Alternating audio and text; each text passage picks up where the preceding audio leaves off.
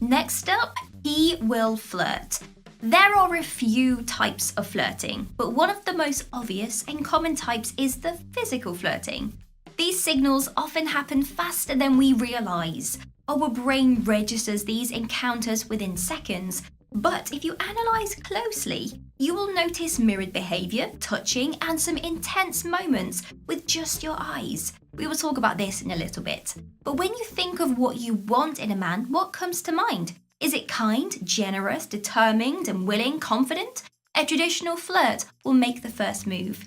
He may be a great conversationalist who adds in some humor. He's a man's man. You can say polite flirting is a more romantic approach. Your date will use proper manners and act like the perfect gentleman for you. He may even create some distance between you both. His communication won't be erotic at all. A sincere flirt is honest and bold in his approach, and he will tell you his interests and desires for you. He will do his best to establish an emotional connection too.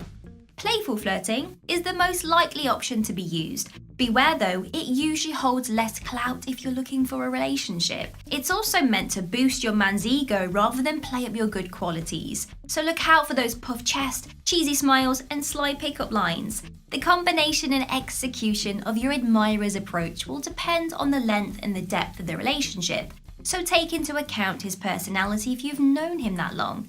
He may be communicating genuine feelings for you, but he may just want to live out a fantasy in his head. So have you noticed anything familiar here? If you have, then chances are he's flirting with you.